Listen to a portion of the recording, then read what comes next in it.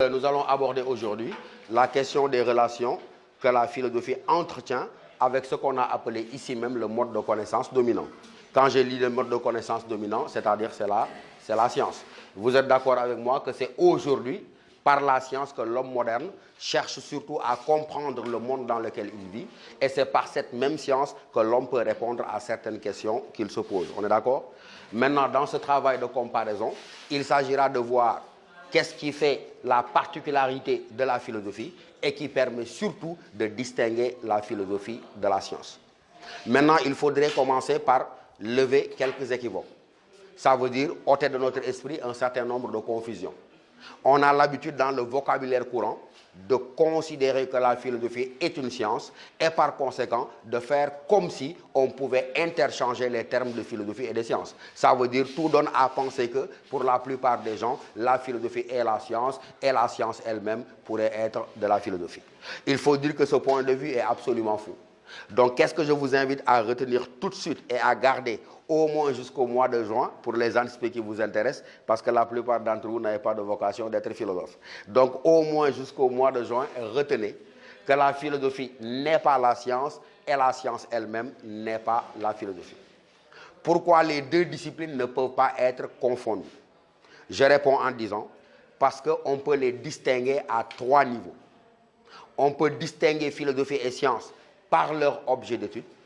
On peut distinguer philosophie et science par leur démarche, c'est-à-dire par leur méthode, et on peut les distinguer également par leur finalité.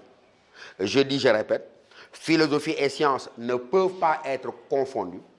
Elles appartiennent à deux domaines bien différents de l'activité intellectuelle des hommes. Et j'ai ajouté, si on peut les distinguer, c'est à trois niveaux.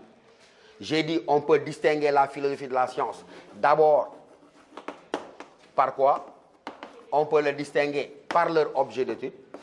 J'ai dit également, on peut distinguer la philosophie de la science par leur démarche, c'est-à-dire par leur méthode. Et enfin, on pourra distinguer la philosophie de science par leur finalité. D'abord, si vous prenez l'objet d'étude, rappelez-vous quand nous avons cherché à définir la philosophie. Qu'est-ce que nous avions dit en parlant d'objet d'étude? Lorsque nous avions cherché à répondre à la question « Qu'est-ce que la philosophie ?», nous avions montré clairement quoi?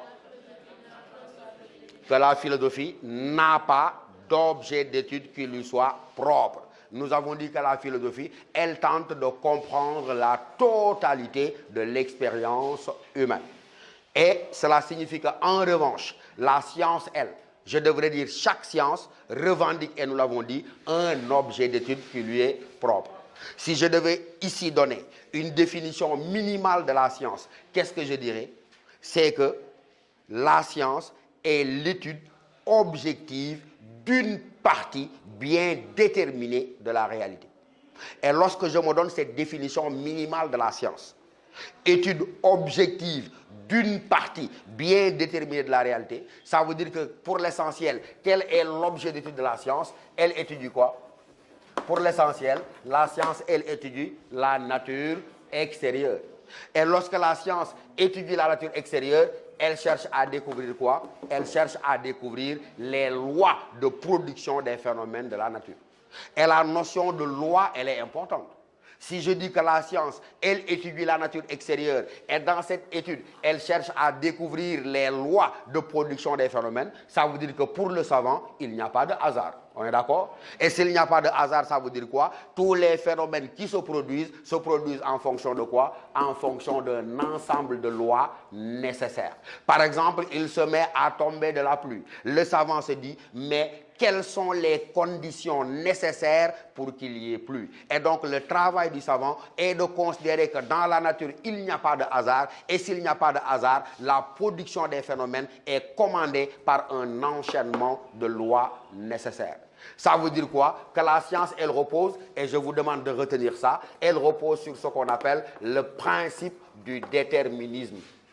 Et disant que la science repose sur le principe du déterminisme revient à dire quoi? Que les phénomènes de la nature se produisent, mais comme je l'ai dit, en vertu d'un enchaînement de lois. Et je vous ai dit, le travail du savant, c'est de mettre à nu, de découvrir les lois de production des phénomènes de la nature.